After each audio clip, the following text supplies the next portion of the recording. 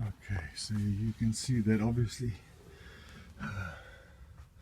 the footwells down at the bottom there aren't in great shape, but you can see we've been using lots of red oxide. There's the Fairley's overdrive, I think it's a Fairley's. Footwell there is also shot. Okay.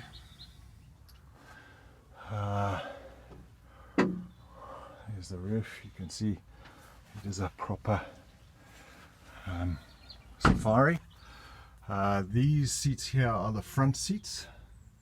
You can see the front seats there, and then obviously the back, the rear seats. So there's the two this side. I'm going to just scan over to this side, and there's two that side. There you can see. There's the other one, and all the framework and everything. I'm just going to come out here.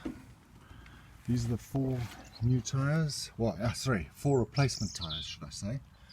And you can see that they're in reasonable nick.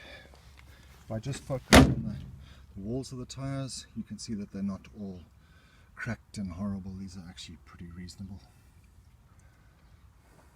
Okay. The rear quarter that we replaced. So it goes all the way back. You can see you might be able to see it in there.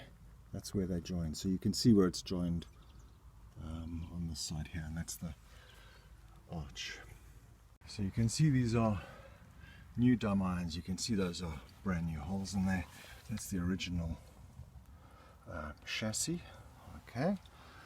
And then if I lift this up here, the battery and oil filter is included. I'll pull that out of the workshop. I'll just go over here. You can have a little look at the bulkhead and also some of the chassis down there.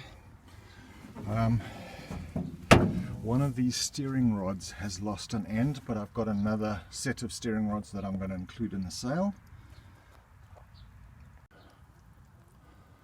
This is the driver's side swivel. What I did was I repolished these. You can see that there was some damage there, but I actually put some epoxy on there and polished them up. This here is a brand spanking new seal, and there's the clip to hold it in place, and it's the same on the other side. Some more spares, gaskets, head gasket stuff, shock absorbers. That's a Sparrow, but I don't think it works very well. I've labeled up most of the nuts and bolts there. There's some new parts there. Handbrake, rear door, you can see it there. Here's the bonnet catch, door catches, and you can see all the different servos, and there's a water bottle holder and another hinge. And I'll try and do this slowly so you can kind of get a gist of all the part numbers. So there's obviously windscreen wipers there, piston rings, timing chain, heater hose, washer jet, what a seal for the main bearing, timing chains, washer jets, oil seal hub. I've got an oil filter, and then if I come over here, these are bearing sets. Yeah, this is the brand new alternator. There we go, there's some more.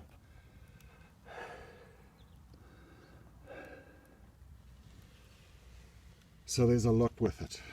Finally, there's these few other little bits.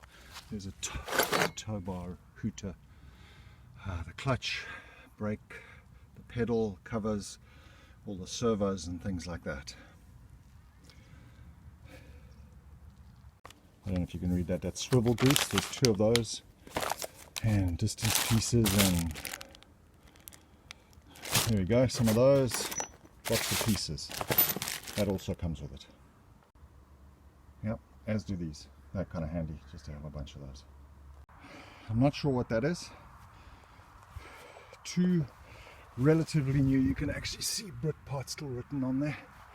That here is the sun visor. There's obviously the crank and the jack handle. I don't have the jack. That's the little piece of aluminium that holds the number plate. It's the front bumper. A spare radiator. This is the other bulkhead. So it's actually not in terrible shape. Yes, I've got leaves growing out of it, but you can see it's actually okay. Got some of those are, I think, mud guards for inside to stop the spray going onto all the bits, the floor for the Landy, and obviously the seat. I don't know what that's called. There's an extra half shaft, I can't find the other end, and then two of the drive rods.